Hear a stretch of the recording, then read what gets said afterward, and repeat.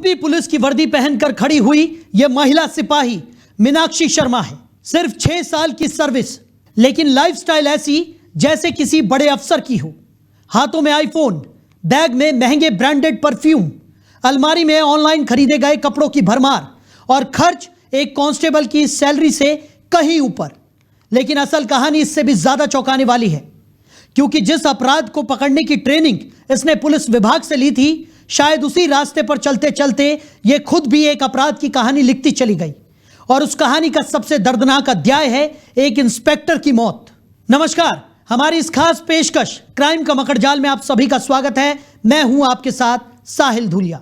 तो हाजिर हैं हम एक और खौफनाक कहानी के साथ। वर्दी में छुपा राज और एक इंस्पेक्टर की रहस्यमयी मौत। मीनाक्षी शर्मा की कहानी में आखिर क्या है सच?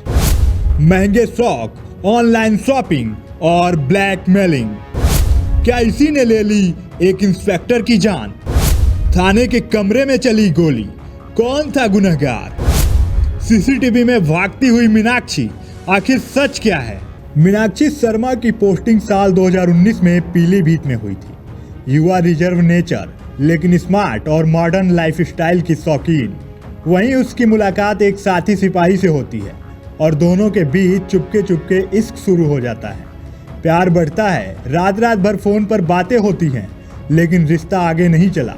दोनों के बीच संबंध बनते हैं और फिर आखिरकार एक विवाद कथित तौर पर शुरू हो जाता है। यह मामला इतना बढ़ जाता है कि मीनाक्षी ने उसी सिपाही पर मुकदमा ठोक दिया। यहीं से उनके ट्रांसफर की कहानी भी शुरू हो जाती है और उसकी लाइफ एक नए मोड़ पर आ जाती है। जिस सिपाही से सबसे पहले इश्कबाजी करती है, उसे फंसाती है अपने जाल में, और फिर जब उस पर रेप का मुकदमा ठोकती है तो उसे तो जेल हो जाती है। लेकिन उसके बाद जब मीनाक्षी की दूसरी जिंदगी शुरू होती है तो वहां भी मीनाक्षी अपनी पुरानी हरकतों से बाज नहीं आती। उसे लगता है शौक, महंगी चीजें, अपनी लाइफस्टाइल और अपने महंगे खर्च के लिए वो इन चीजों का आराम से इस्तेमाल कर सकती है। और शायद यही कारण था कि उसकी सोच और ज्यादा गिरती चली गई। अब वो एक एक करके कई लोगों को इस्तेमाल करती है, जहां उसकी दुनिया अब बदलने वाली थी। ट्रांसफर के बाद उसकी सोच भी बदल जाती है।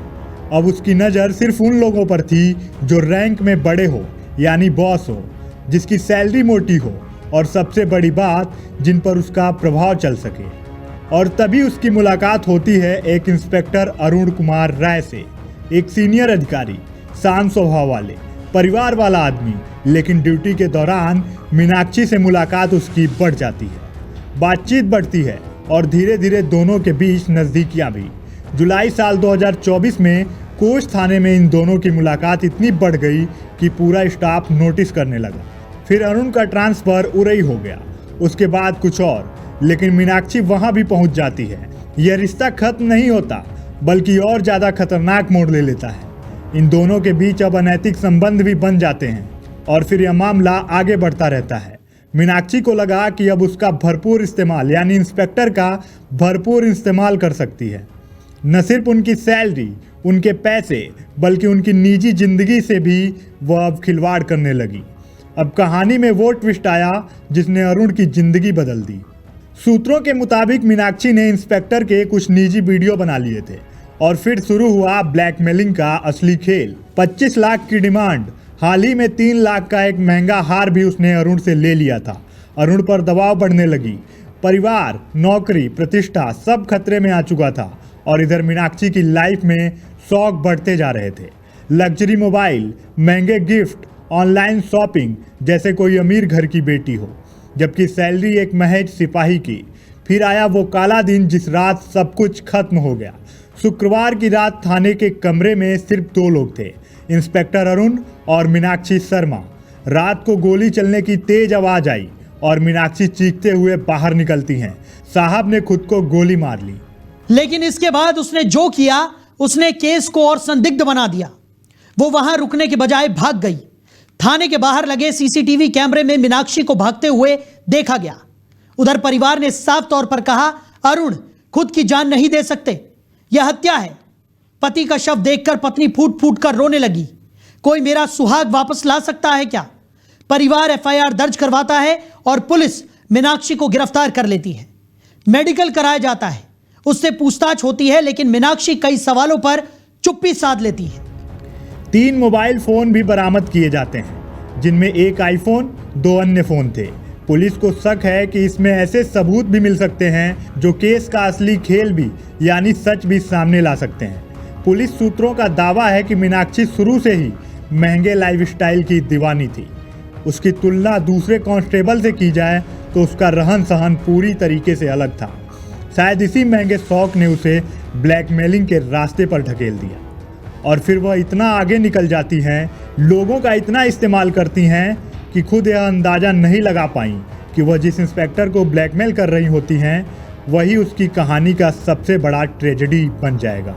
मीनाक्षी अब फिलहाल जेल में है, लेकिन उसके महंगे शौक, उसके कारनामे, उसके लोगों को इस्तेमाल करने वाली वो चाहत उसे खत्म कर चुकी है, उस तरीके से कि अगर मीनाक्षी अब अपने बारे में सोचेगी जैसा कि आरोप है तो वो खुद में टूट जाएगी।